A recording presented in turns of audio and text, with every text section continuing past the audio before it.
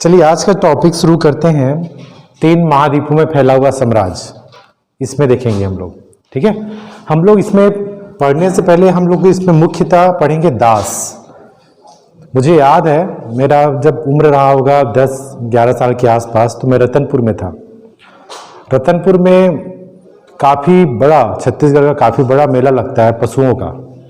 उस पशु मेला में मैं शामिल होने गया था, तो वहाँ देखा कि पशुओं को एक बैल है और भैंस है, उसको बांधे हैं पाँव में, उसके पैर में, और उसको गिरा दिए हैं। और एक बकायदा त्रिशूल का है ना, त्रिशूल का जो लोहे का होता है उसको तपाते रहते हैं, पूरा लाल हो जाता है। मुझे पता नहीं था कि क्या करने वाले हैं। उस तपे हुए को कहाँ पर किए? उस बैल और उस भैंस के पास, निशान के लिए, है ना। तब मुझे मेरा जो रूह है बहुत कांप गया था। उस समय मेरा एज छोटा था, तो मतलब काफ़ी अधिक तकलीफ जो उसको फील हुआ होगा, तो वहाँ पर एक कम अवस्था में मुझे भी वो फील हुआ तकलीफ। अब सोचिए इस अवस्था में रोमन साम्राज्य में भी यही होता था। दास, श्रमिक लोग क्या करते थे, किसान लोग क्या करते थे, उस समय उनको ज़्यादा काम करना पड़ता था, तो वो पलायन करते थे। खेतों में काम करना पड़ता है बोल के, क्योंकि पलायन करते थे, भागते थे। तो कामगार मतलब जो कारखाने में काम करते थे श्रमिक, कारखाने के जो मालिक क्या करते थे, उनके साथ भी वही उनके पीठ में, उनके माथे में दागा करते थे। दाग, दाग मतलब जान गया ना, दागते थे, निशान देते थे कि कहीं वो छुपे मत, कहीं वो भागे मत, पहचान में आ जाए कि वो कहाँ का श्रमिक है। तो उस कारखाने का मोनो रहता था और उसका प्रसिल। तो यहाँ पर दासों के साथ भी ऐसा बिहेव होता था। और उस समय अगस्टाइज के समय हुआ यह था कि इटली में 70 लाख आबादी थी। 70 लाख आबादी में से 30 लाख कौन थे? दास। दास लोग थे। सोचिए दास लोगों के साथ कैसा बिहेव करते थे। उस समय एक नगर था, उस नगर का जो राजा था उसका नाम सेकेंड्स था। सेकेंड्स को दास जो था, उनका दास उनकी हत्या कर देता है। दास जो होता है उस राजा की हत्या कर देता है। तो पूरा उस शहर में एक ऐसा फरमान जारी कर दिया गया था, जिनके घर में दास है सबको छत पर फांसी में लगा दो। मतलब दास ने किया गलती, अपने स्वामी, अपने शासक की हत्या कर दी, तो ऐसा फरमान जारी कर दिया गया कि जितने भी दास हैं जिनके घर में, सब अपने दासों को फांसी पर लटका दो। और सभी क्या लटकाएंगे? क्या नहीं, क्योंकि कई सहानुभूति भी रखते हैं। जो उच्च वर्ग वाले थे, जो कुलीन वर्ग वाले थे, अपने दासों के प्रति सहानुभूति नहीं रखते थे। मगर जो मध्यम वर्ग वाले थे वो अपने दासों के प्रति सहानुभूति रखते थे। परिवार का एक अंग हुआ करता था दास, है ना। तो क्या करते थे? विद्रोह कर दिए। सीनेटर के पास जाके, सीनेट्स के पास जाके विद्रोह कर दिए कि नहीं, हम अपने दासों को सूली पर नहीं लटकाएंगे। सीनेट्स चिढ़ गया, हमारी आदेशों को, हमारी जो फरमानों को आप तौहीन कर रहे हो। सैनिक लगा दिए। सैनिक लोग पूरी की पूरी उस शहर को घेर लिया गया जो उसका विद्रोह करता था, और उसमें तकरीबन 30% के आसपास दासों को फांसी पर लटकाया गया। बाकी के दास लोग भाग गए। तो इस तरह से घटना घटित हुई दासों के साथ, काफ़ी निर्ममता के साथ। तो हम ये जो पढ़ेंगे, ये लास्ट पार्ट है रोमन साम्राज्य का। रोमन साम्राज्य में हम देखेंगे क्या स्त्रियों की दशा कैसी थी, स्त्रियों की दशा कैसी थी। स्त्रियों की शादी हुई, शादी में भारी मात्रा में दहेज लेके जाते थे अपने ससुराल। उस दहेज का सामान में किसका हक होगा? किसका हक होगा? उसमें उसके पति और उसका हक होता है। मगर पति अगर डिवोर्स कर लेता, तलाक ले लेता है, या पति की मृत्यु हो जाती, तो सिर्फ किसका हक होगा? उस बेटी का, मतलब उस महिला का ही हक होगा। तो बहुत सारी चीजें हैं लिंग के संदर्भ में। इसमें और पढ़ेंगे हम लोग कि विवाह होने के बाद जो होता है पुत्र और जो बहू होते हैं, अलग एकांकी जीवन व्यतीत करते हैं, अपने परिवार से अलग हो जाते हैं, अलग से घर तब्दील करते हैं। संयुक्त परिवार नहीं था उस समय, ज्वाइंट फैमिली नहीं था। ठीक है, तो ये चीजें जो हमको पढ़ना है, सामाजिक स्थिति, इसको हमको याद नहीं करना है, हमको समझना है रोमन साम्राज्य कैसे था, आज से इतने साल पहले की स्थिति कैसी थी। अगर आप लोगों से सेलेक्ट किया, आप लोगों से प्रश्न पूछा गया कि आप उस समय कहाँ रहना पसंद करेंगे, नगर में रहना पसंद करेंगे, गांव में रहना पसंद करोगे? कहाँ रहना पड़ेगा? रोमन साम्राज्य में आप चले गए, चुटकी बजाया टाइम मशीन में चले गए उस समय, है ना। बहुत सारे धार्मिक, बहुत सारे स्टोरीज आते हैं, उसमें ये दिया रहता है कि जो टाइम चल रहा है वो कहीं ना कहीं चल रहा होगा। बहुत सारी चीज़ें, वैज्ञानिक शोध भी हो रहा है कि हम अभी तो इस 2021 में चल रहे हैं, मगर 2000 के आसपास ईसा पूर्व में भी वो टाइम मशीन में चल रहा होगा कहीं ना कहीं अवस्था में। एक धार्मिक ग्रंथ है अखंड ज्योति, उसमें एक बार मैं पढ़ रहा था, उसमें एक पढ़ा था कि एक व्यक्ति जो है अपने खेत पर सोया हुआ है, हकीकत में सोया हुआ है, काम किया है दोपहर को 2 बजे, मगर जब देखता है, आँख उसकी खुलती है तो देखता है कि वहाँ सैनिक लोग आपस में लड़ते रहते हैं। तो देखता है तो मेरे खेत है, मेरा ये जो फसल वहाँ बोया हुआ है, बाली आ गया है, मैं उसको बस देख रहा हूँ, मगर अचानक सैनिक लोग आपस में लड़ रहे हैं, उसको यकीन नहीं होता है। उसकी जो वाइफ भी आती है उसके लिए रोटी लेकर, वो भी देखती है कि ये सैनिक लोग आपस में लड़ रहे हैं, क्या हो गया। सब लोग जो है वो लोग पति पत्नी भागने का प्रयास करते हैं, मगर सैनिक लोग उन पर निगाह नहीं डाले हुए हैं, भाग रहे हैं। तो कभी कभी ऐसी स्थिति भी आती है। विज्ञान ये भी कहता है कि जो समय है कहीं ना कहीं चल रहा होगा आसपास, है ना। तो बहुत सारी चीजें हैं। तो मैं आपको आप लोग से प्रश्न है कि अगर आपको रोमन साम्राज्य भेज दिया जाए और आप शहर में रहना पसंद करोगे कि गांव में, कहाँ रहोगे? लड़कियां बताओ। चलो ये वाला बताओ। रहना है, शहर में रहना है, गांव में रहना है, 2 जगह रहना है, कहाँ रहोगे? गांव में ना। आप बताओ। गांव में। आप शहर में रहोगे। तो इसमें बुद्धिमान कौन है? लड़के जो शहर में रहना पसंद कर रहे हैं, क्योंकि शहर के लोग क्या करते थे उस समय, खेतों में जो उपज होता था सब शहरों में जाके बेच देते थे। किसान जो होता था, किसान क्या करता था, सब फसल को बेच दिया शहरों में। शहर में जितने भी आदमी हैं रहने वाले, वो लोग क्या करते थे, पूरा दाल चावल गेहूं सब वो लोग स्टोर करके अपने साल भर का रख लेते थे। मगर गांव में अकाल पड़ गया, सूखा पड़ गया, फसल चौपट हो गया, भूखे कौन मरेंगे? गांव वाले। शहर वाले तो पूरा स्टोर करके रखे हुए। ये उस समय की स्थिति थी। और गांव के लोग भी क्या करते थे, साहूकार के पास जाते थे, क्योंकि हर साल टैक्स देना पड़ता था राज्य सरकार को, और गांव वाले को क्या देना पड़ता था? टैक्स देना पड़ता था। टैक्स दे भी रहे हैं, अकाल भी है, दुर्भिक्ष भी है, तो इतना बुरी स्थिति होती थी गांव वालों की कि वो जो पेड़ों की टहनियाँ, पेड़ों के छाल, वृक्षों के जो पत्ते हैं उसको खा के अपना जीवन यापन करते थे। तो प्रश्न ये भी आएगा कि रोमन साम्राज्य में आप ग्रामीण क्षेत्र में रहोगे कि शहरी क्षेत्र में? प्रश्न है। तो उसमें आपका आंसर होगा शहरी क्षेत्र में। क्यों रहोगे? क्योंकि वहाँ सुख सुविधाएं, वहाँ पर अकाल दुर्भिक्ष के शिकार नहीं बनने वाले। बहुत सारी चीज़ें हैं, आगे इसमें प्रश्न आएगा।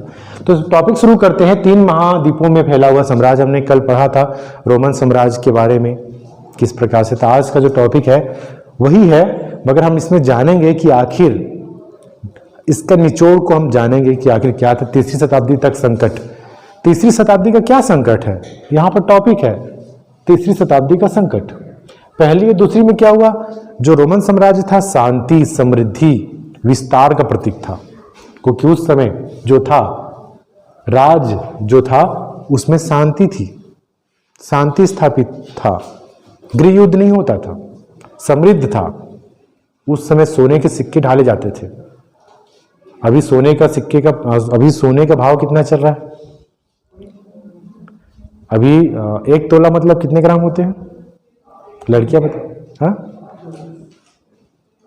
1 तोला सोने का ग्राम कितना हो, मतलब 1 तोला मतलब कितने ग्राम? 100 ग्राम कहाँ करोगे? 10 ग्राम। हम लड़के लोग ज़्यादा एक्सपर्ट हो गए इसमें, बाहरी दुनिया में ज़्यादा जानकारी रखते हैं। आप लोग किताबी दुनिया के बारे में जान रहे हो, सोना पहनना है आप लोगों को, जानना उनको है। देखिए 10 ग्राम मतलब 1 तोला होता है, और उस समय जो सिक्के ढाले जाते थे वो 5 ग्राम का होता था। एक सिक्का 4.6 ग्राम, कहीं पर यहाँ पर मैंने लिखा भी है 4.5 ग्राम। ये सोने के सिक्के जिसका नाम है सालिडर, सैलिडस, ये सोने के सिक्के हुआ करते थे, आधा ग्राम। अभी मान के चलिए 50,000 रुपये चल रहा है, 25,000 रुपये का एक सिक्का। उस समय सोने का वैल्यू उतना नहीं था मगर उतना भारी मात्रा में था, मांग उतनी कम थी, संख्या कम था, पॉपुलेशन कम था। अब तो पॉपुलेशन बहुत अधिक है, 7 अरबों में जा रहा है, उस समय तो 70 लाख था, इटली का ही। तो यहाँ पर देखिएगा सोने का सिक्के जारी होते थे रोमन साम्राज्य में, चांदी के सिक्के जारी होते थे, है ना।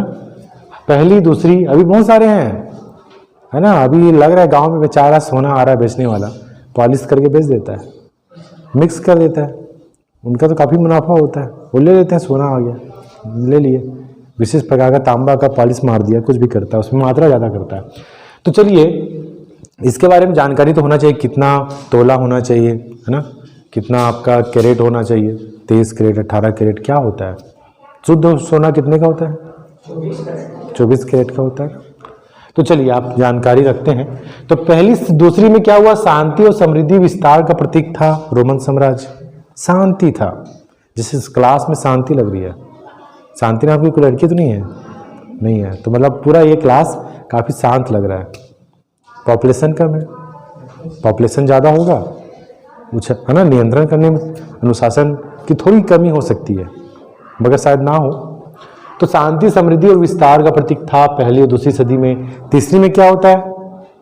आंतरिक तनाव बढ़ जाता है, आंतरिक तनाव, उस राज्य के अंदर आंतरिक तनाव बढ़ जाता है। बहुत सारे शक्तिशाली हो गए, अमीर वर्ग हो गए, सेनेट्स के सदस्य की संख्या बढ़ गई। 3 वर्ग हैं, हम पढ़ेंगे सामाजिक व्यवस्था में, 3 वर्ग हैं उस समय। सेनेट्स मतलब पिता, जो ऊंचे वर्ग वाला होता है, वो दूसरा वाला वर्ग होता है अश्वरोही, जो घुड़सवारी जो करता है, वो तीसरा होता है, वह फूहड़ होता है, तीसरा जाति। इसको हम लोग पढ़ेंगे आगे। तो यहाँ पर देखिएगा तीसरी शताब्दी मतलब 200 के आसपास बोल, देखिए क्यों हुआ आंतरिक तनाव? क्योंकि ईरान में 225 ईसा में क्या हुआ? सासानी वंश स्थापित हो गया। हमने बोला था कि रोमन साम्राज्य का एक दुश्मन है ईरान, और दोनों किस में रुके हुए होते हैं? एक कौन सा नदी है? फरात नदी के कारण ये दोनों, वो उधर ये इधर, बीच में नदी, देखते हैं एक दूसरे को, क्या किस है ना। तीसरी शताब्दी संकट में हम लोग बात किए हैं कि पहली और दूसरी शताब्दी में शांति समृद्धि विस्तार हुआ रोमन साम्राज्य का, मगर तीसरी में विघटन क्यों हो गया भाई? क्योंकि ईरान में सासानी वंश का अभ्युदय हो गया। उसका नाम था, क्या पुर था? सापुर राजा था, सम्राट था, जो क्या किया? हमेशा हर शासक, इधर ईरान और उधर रोम, बीच में कौन सा नदी? फरात नदी के पास हमेशा तकतकी नगाह में दिखता था कि क्या करना है। मगर ये जो था 60,000 रोमन साम्राज्य सैनिकों की हत्या करवाई, युद्ध हुआ, 60,000 सैनिक मारे गए रोमन साम्राज्य के, और उस क्षेत्र पर कब्जा हो गया जहां पर रोमन साम्राज्य की राजधानी हुआ करती थी। उस राजधानी का नाम क्या था? एंटियोक। रोम साम्राज्य की पूर्वी राजधानी थी एंटियोक, जहां पर सासानी का कब्जा हो गया। ये जानकारी है, हमको जानना है, बस प्रश्न नहीं पूछेगा, हमको जानना है कॉन्सेप्ट में कि ईरान का एक राजवंश शक्तिशाली हुआ, रोमन साम्राज्य डोमिनेट हो गया, कम हो गया। ठीक है, अब रोमवासी क्या करेंगे? ईश्वर परम पिता बोलेंगे क्या ईरान वालों को? नहीं, बर्बर बोलेंगे। बर्बर है, निष्ठुर है, आए, हमला किए, मार काट किए, कब्जा किए, चले गए, है ना। तो बर्बर कहे, और इस रोमवासियों के साथ काफी अधिक अत्याचार भी हुआ। और ये जो था 47 वर्ष का जो कार्यकाल था, उसमें 25 सम्राट चेंज हो गए। मतलब ये जो तीसरी शताब्दी था, तीसरी शताब्दी का संकट की विशेषता ये थी कि 47 वर्ष में 25 सम्राट चेंज हुए, 25 सम्राट। ठीक है, एक सम्राट ही तो 70 साल जी जाता है, मगर यहाँ 47 वर्ष में 25 सम्राट चेंज हुए। तो यहाँ पर हम देख सकते हैं तीसरी शताब्दी का संकट क्या है, प्रश्न पूछेगा। रोमन साम्राज्य में तीसरी शताब्दी का संकट क्या है, तो आपको बताना पड़ेगा। पहली दूसरी मस्त मस्त, शांति समृद्धि विस्तार, तीसरा में क्या हो गया, ससानी आ गया, त्राही त्राही मचा दिया रोम, है ना, बर्बर बोले उनको, और 47 वर्ष में 25 सम्राट सत्तासीन हुए। क्लियर हो गया यहाँ तक। तीसरी शताब्दी का संकट क्या है, तो अब बताओ, उसकी वजह है ईरान। ठीक है, ईरान है। तो यहाँ पर टॉपिक कंप्लीट होने के बाद हम आगे आते हैं कि रोमन साम्राज्य में कैसा था लिंग व्यवस्था, साक्षरता कैसी थी, संस्कृति कैसी थी। लिंग मतलब यहाँ पर पुरुषों की स्थिति कैसी थी, महिलाओं की स्थिति कैसी थी। साक्षरता मतलब क्या साक्षरता, पढ़ने का अधिकार सभी को था, सामान्य वर्ग में था, हाँ, तो ये पढ़ेंगे हम लोग। संस्कृति कैसी थी, कैसे पहनते थे वो लोग, क्या खाते थे, किसका आराधना करते थे, पूजा करते थे, बहुत सारी चीज़ें हैं। तो देखिए यहाँ पर हम लिंग की बात करें तो फिर परिवार की बात करते हैं। परिवार में मैंने यहाँ पर एक छोटा सा फोटो बनाया हूँ, इसमें बताया हूँ कि एक परिवार था, छोटा सा परिवार है, एकल परिवार को तवज्जो देते थे। तवज्जो मतलब उस समय प्राथमिकता देते थे एकल परिवार को, एकल परिवार को प्राथमिकता देते थे। शादी हुआ, पति पत्नी अलग घर पर शिफ्ट हो गए, है ना, और पति का जो विवाह का एज होता था वो 28-29 साल, 30-32 साल, सोचिए 28-29 साल में शादी या 30-32 साल में शादी। वो पत्नी का जो एज होता था 16-18 और 22-23, मतलब इसमें हम देख सकते हैं कि पति का जो उम्र होता था और पत्नी का जो उम्र होता था उसमें 10 साल का डिफरेंट होता था, 10-15 साल का डिफरेंट हो सकता था। ठीक है, तो यहाँ पर पति की मृत्यु जल्दी हो जाती थी, या सैनिक हो गया पति, कहीं युद्ध में मारा गया, अवस्था में भी वो बढ़कर है पत्नी से, तो मृत्यु पहले हो गया पति का, तो विधवा विवाह भी होता था इसमें। ठीक है, पत्नी। अब यहाँ पर देखा गया है कि महान कैथोलिक बिशप ऑगस्टीन, अफ्रीका का बिशप था, पादरी हुआ करता था, काफी अधिक सम्मानजनक पद होता था उस समय ईसाई धर्म का। बिशप अफ्रीका महाद्वीप में था ये बिशप, इसका नाम है महान Catholic bishop Augustine. Bishop Augustine था कैथोलिक का। क्लियर है यहाँ पर। इसने अपने ग्रंथ में लिखा है कि उनकी जो माता है, उनकी जो माँ है, उनको कौन मारता था, उनकी पिताजी। बचपन से वो देखा है कि उसकी माँ हमेशा पिटती आई है अपने पिता से, मतलब ऑगस्टीन की पिता से।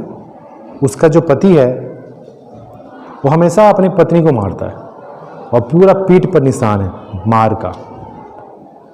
तो यहाँ पर ये हमको जानकारी मिलती है कि उस समय जो पति होता था हावी होता था, किसी प्रकार का नियंत्रण करने में हावी होता था, नियंत्रण फेल, मार काट करता था। और यहाँ जो पति है मतलब पिता जो है, अवांछित बच्चे हैं उसके, जो उसका पिता नहीं चाहता है कि उसका बच्चा हो, मगर हो गया। तो यहाँ पर उसका पिता जो है अपने पुत्रों को मार भी देता था, मारने का भी हक उसके पिता को था। तो यहाँ पर एक महान कैथोलिक बिशप ऑगस्टीन जो है, उसके आधार पर उनके ग्रंथ में हमको मिला है कि उनकी जो माँ है हमेशा अपने उनके पिता से पीटती आई है। तो मतलब यहाँ पर बताया जा रहा है कि पत्नियों की स्थिति या महिलाओं की स्थिति उतनी अच्छी नहीं थी, है ना, वे हमेशा शोषण का शिकार होते थे, उन पर हमेशा हाथ उठाया जाता था। ठीक है, तो यहाँ पर हम देख लिए पहला परिवार समझ में आ गया। लिंग परिवार में कौन हावी था, पति, पुरुष प्रधान, और कौन हावी नहीं था, महिला।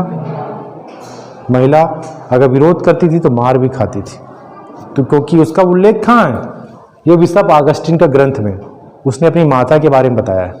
उसकी माता इतनी अधिक हर दिन मार खाती थी और अंततः वो मर गई।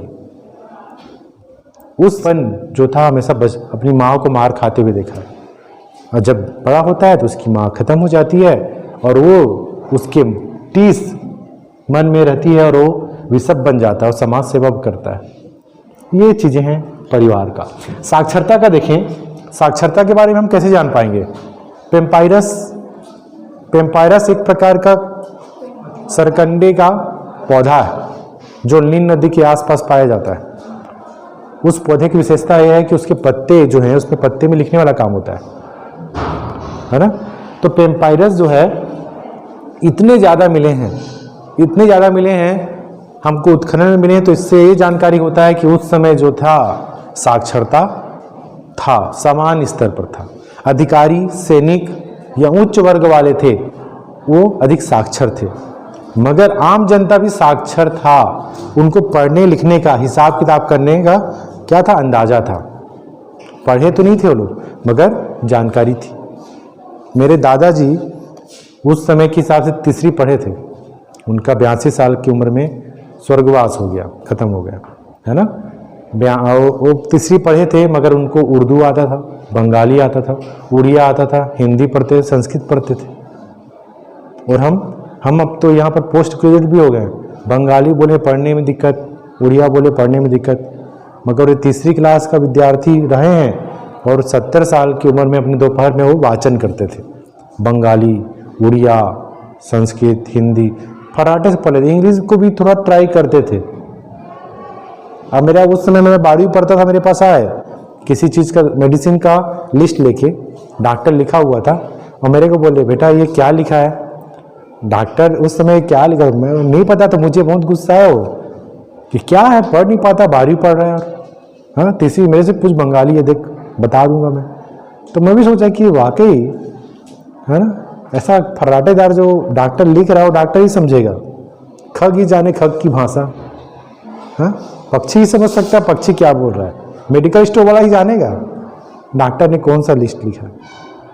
तो यहाँ पर हमें बहुत सारी भाषाओं का जानकारी होना चाहिए, खासकर जैसे कि इंग्लिश है, इंग्लिश को जानना चाहिए। छत्तीसगढ़ी बोली को हम जानते हैं, हिंदी को भी हम जानते हैं, मगर हम हिंदी के जो मात्रा, उसको हिम्मत है सही लिखने का, उसको भी हम सही नहीं लिख पाते, क्योंकि मात्रा त्रुटि होता है। ठीक है, तो यहाँ पर साक्षरता की बात करें तो साक्षरता उस समय काफ़ी अधिक सुदृढ़ था, सामान्य जनसंख्या में फैला हुआ था साक्षरता।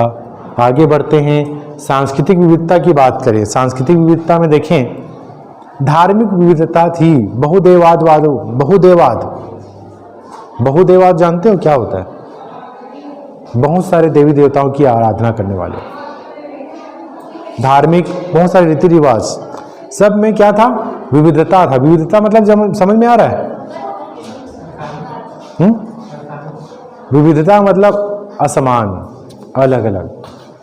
ठीक है, हम बोलते हैं हमारा जो भारत देश है वो विविधताओं का देश है। कहीं पर मलयाल, कहीं पर उर्दू बोला जाता है, कहीं पर कन्नड़, कहीं पर तमिल, हर भाषा में विविधता है, मगर देश हमारा एक है। तो उस समय भी धार्मिक में विविधता थी, संप्रदाय में विविधता थी, बहुत सारे देवी देवताओं के मानने वाले थे। भाषा भी अलग अलग भाषा थी, भाषा बहुत प्रकार के थे, है ना। उसमें आपको दिखाई देगा कि रोमन साम्राज्य के उत्तर में कौन सी भाषा थी, जर्मनी भाषा, दक्षिण में कौन सी भाषा, पूरब में कौन सी भाषा, पश्चिम में कौन सी भाषा। वेशभूषा भी अलग हुआ करती थी, महिलाएं जो हैं या पुरुष हैं अपने क्षेत्र वाइज क्या है, वेशभूषा में अंतर देखने को मिलता है। तो ये जो है लिंग, साक्षरता और संस्कृति में आपको जानना है कि सांस्कृतिक विविधता थी, संस्कृति में विविधता थी। छत्तीसगढ़िया व्यक्ति है, एक बंगाली व्यक्ति है, एक तमिल व्यक्ति है, तीनों को जब यहाँ पर रख दिया जाए, खाने के लिए बोला जाए कुछ, तो सब में विविधता रहेगा, देखने को मिलेगा। बंगाली जो है ना, छत्तीसगढ़ी क्या करे, उसको बासी अच्छा लगेगा, अंगाकर रोटी अच्छा लगेगा। तो ये क्या है, सब में विविधता है, विविधता देखने को मिलता है। कैसा, वेशभूषा में विविधता, खान पान में विविधता। क्लियर? ठीक है, इसके बाद देखते हैं आर्थिक विस्तार। प्रश्न पूछेगा रोमन साम्राज्य में आर्थिक जीवन कैसा था। आर्थिक विस्तार की बात करें तो उस समय 3 चीजें मुख्य हैं। गेहूं, चावल तो होता नहीं था वहां पर, जलवायु ऐसा नहीं है। गेहूं, अंगूरी शराब जो है कैसा, अंगूर का, और जैतून का तेल। ये तीनों काफी अधिक समृद्ध का प्रतीक था। अगर व्यापारी, अगर तीनों का व्यापारी है तो काफी अधिक मालदार है, वो पैसे वाला है। गेहूं, जैतून का तेल, अंगूर का शराब, ये चीज अगर कहीं पर उसका कारखाना है, कहीं पर उद्यान है, तो काफी अधिक पैसे वाला होगा।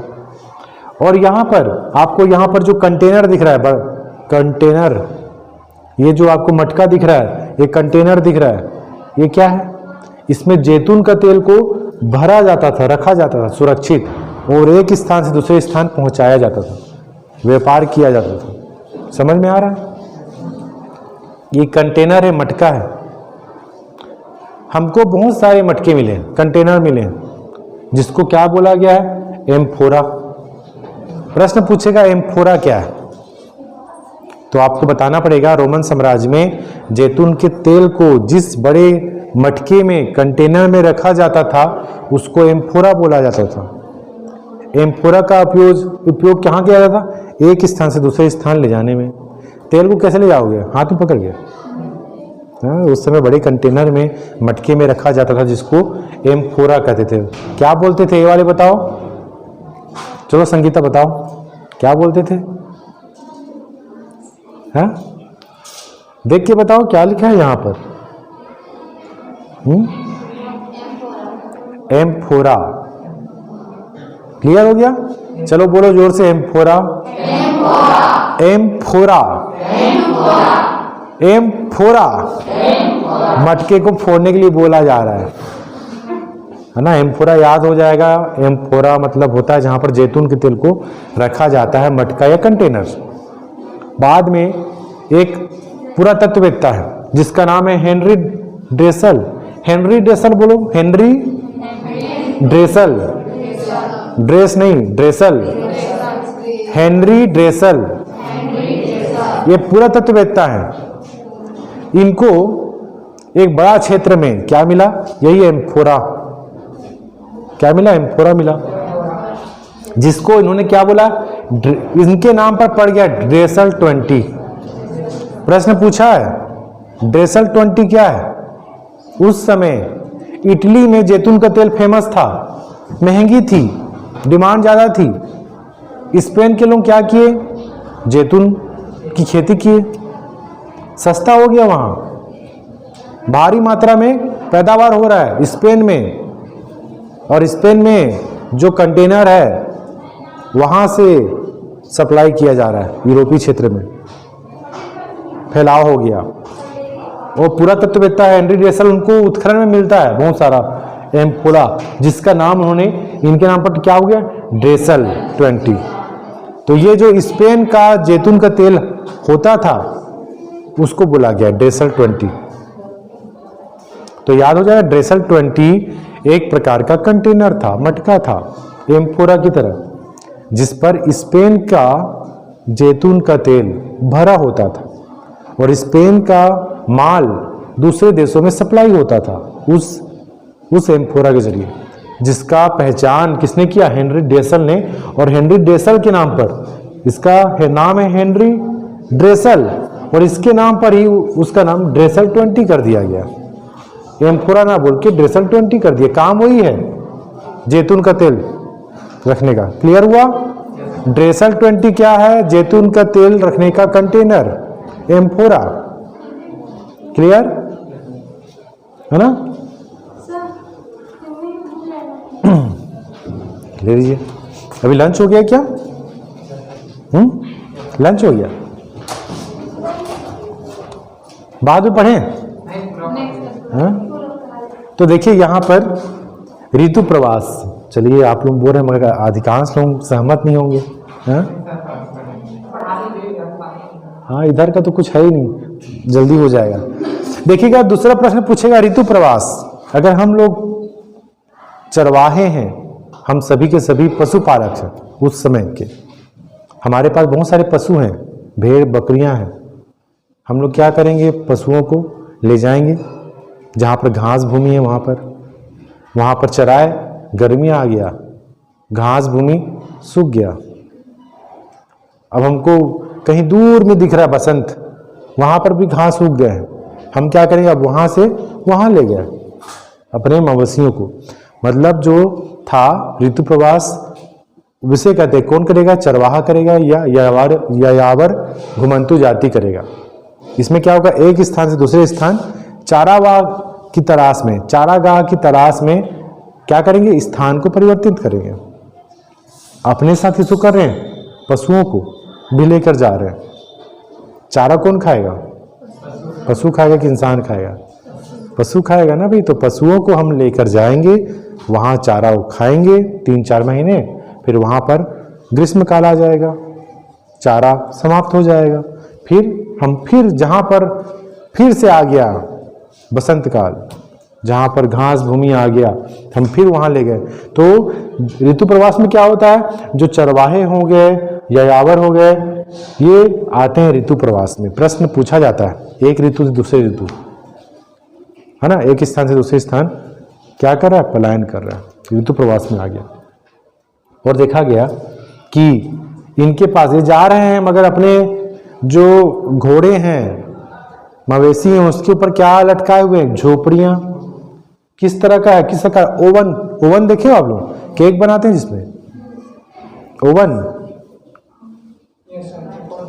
थाली नुमा समझ लीजिए, चौकोर टाइप का ओवन होता है, और ओवन आकार की झोपड़ियां होती है जिसको मेपालिया कहा जाता है।